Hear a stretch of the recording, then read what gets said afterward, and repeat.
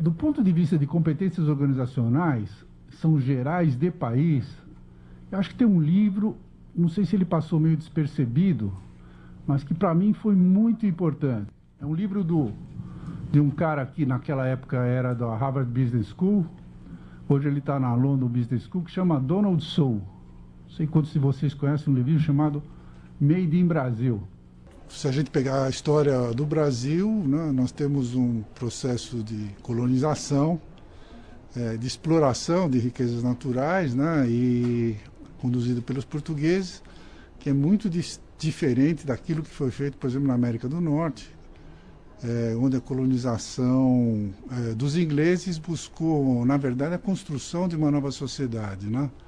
Então, a questão toda do desenvolvimento de competências nasce, né, nessa raiz histórica e, a partir daí, uma série de eventos, né, vão modificando os componentes, né, os diferentes componentes dessa gestão.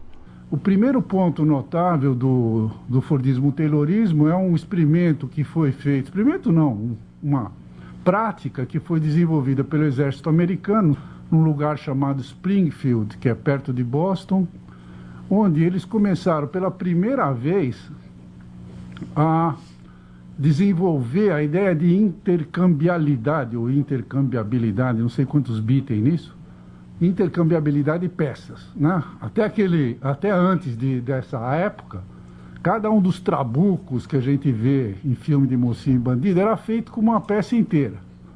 Tá? Em 1820, o exército americano falou, pô, será que a gente não pode fazer algum revólver que a gente vá trocando as peças que se desgastam? Então a gente tem um processo mais rápido de troca. Nós tivemos, desde a década de 30, uma forte propensão de valorizar o modelo americano, né?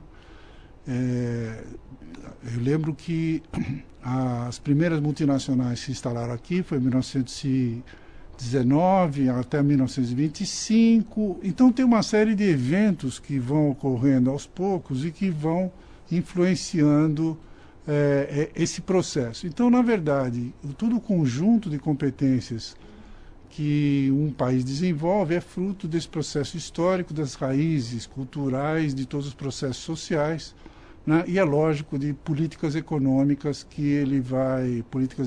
sociais que ele vai adotando. Historicamente, nós vamos ter o desenvolvimento de dois modelos de gestão na história brasileira. É um modelo de gestão das empresas privadas, né, que toda uma série de autores classifica de uma maneira como que fosse pouco competitivo, muito com baixa capacidade de planejamento, pouco envolvido em tecnologia, porque evoluiu em condições de um mercado extremamente protegido e subsidiado, do ponto de vista privado.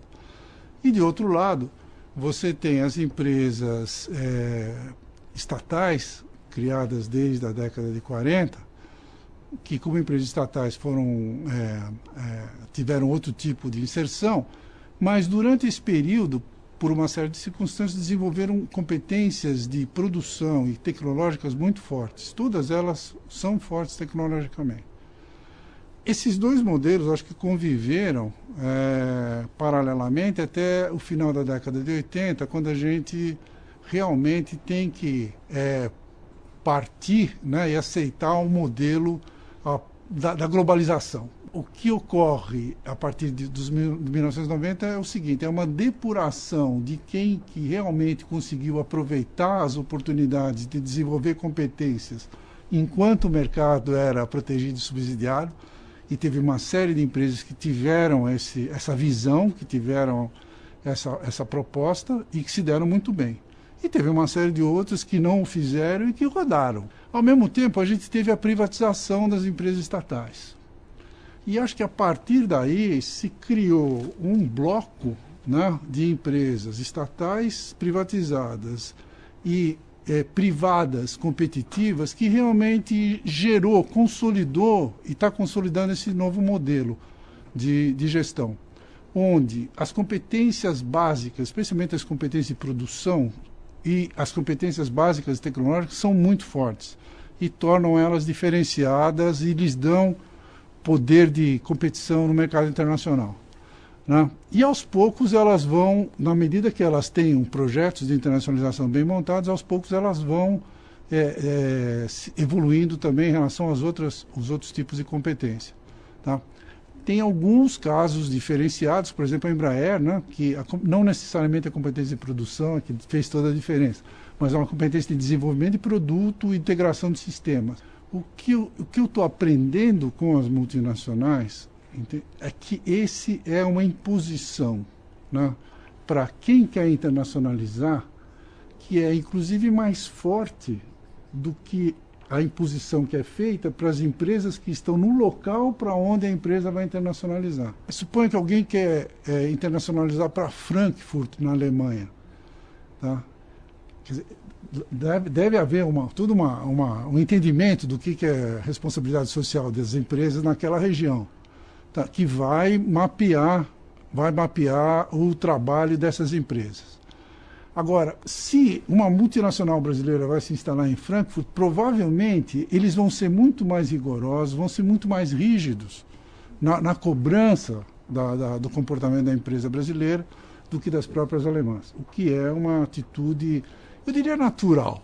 Aquelas que não tinham ainda muito forte essa competência e já estão internacionalizadas, elas estão tendo que desenvolver muito rapidamente. Tá, e mobilizando uma série enorme de recursos.